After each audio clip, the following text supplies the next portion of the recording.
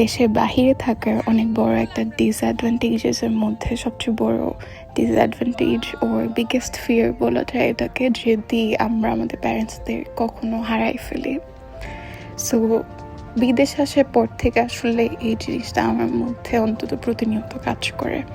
এর আগে তো আমি কখনো বুঝিনি, আমি ভাবতাম বিদেশ মানে নতুন নতুন একটা কান্ট্রিতে যাচ্ছে, অবভিয়াসলি অনেক এক্সাইটমেন্ট কাজ করে, new peer, passport, everything.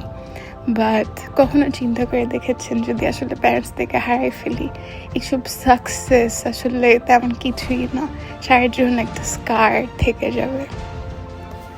So anyways, ওসব কথা বাদ দিয়ে আপনারা প্লিজ দূরে থাকেন যারা যারা আমার মতো, তারা তাদের প্যারেন্টসদের জন্য দোয়া করবেন যাতে তারা বেঁচে থাকে, অ্যাটলিস্ট আপনাদের সাকসেসটা দেখে যেতে পারে।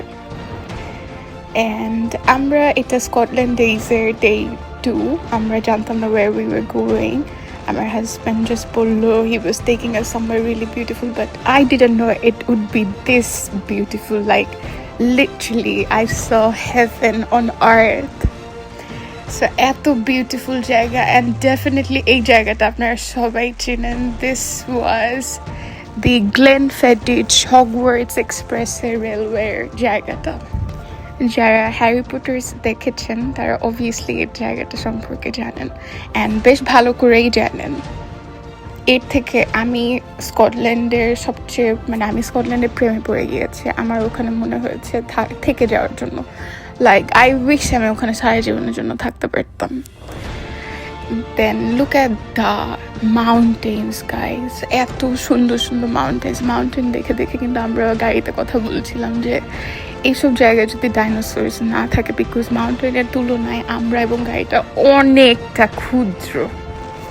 সো আমার ভিডিওর শুরুতে যাদেরকে দেখেছেন তা হচ্ছে ভাবি, তার বেবি ইলতিজা এবং ভাইয়া বরকত ভাইয়া। এরা সবাই হচ্ছে আমার হাজব্যান্ডের ফ্রেন্ডস। দেন আমরা হচ্ছে এখানে দেখেছিলাম, আমার একটা ভিডিও দেখেছেন ওসব এখানেই করে, বেসিকলি 1 2 3 যে ভিডিওটা দেখেছেন রিলটা। সো আমরা ওখান থেকে রওনা হয়ে যাই। সামনে যেতে যেতে আমি ওকে বলতে থাকি আমার হাজব্যান্ডকে একটু পানি খাওয়া যেতে যদি পাহাড়, ও আমাকে এই বিউটিফুল জায়গা নিয়ে যায়। এবং এখান থেকে না খেতে পারলো আমি সামওয়ার্স এই জায়গা হ্যারি পটারের জায়গা থেকে পানি খেয়েছিলাম। সো জায়গাটা দেখতে কিন্তু অসম্ভব সুন্দর। অ্যান্ড আমরা ট্রেনটাও দেখতে পারি, একটা টাইম এমন হয় যে পিছন দিক দিয়ে ট্রেন যায়, হগওয়ার্ট এক্সপ্রেসের ট্রেনটা না, অন্য একটা ট্রেন যায়, but it was lovely to watch. Then আমি কিছু ভিডিওস করছিলাম, আপনারা যারা যারা জানেন না তাদের জন্য এই ভিডিওটা দিয়ে দিলাম, আমি স্ক্রিনশট লাগাই দিলাম, একটা স্ক্রিনশট নিয়ে আপনারা জুম ইন করে দেখতে পারেন। And it was Logan Dam. যারা বিদেশে আসবেন IELTS এক্সাম দেবেন, লোগান ড্যাম সম্পর্কে আসলে অনেক কিছু জানতে পারবেন। অ্যান্ড আমি আমার হাজব্যান্ডকে বলছিলাম একটা সুন্দর দেখে ভিডিও করো, দেন আমার কিছু ভিডিও করে দিচ্ছিল। হ্যাঁ, আমি একটু লজ্জা পাচ্ছিলাম। Thank you for watching guys, thank you, tata.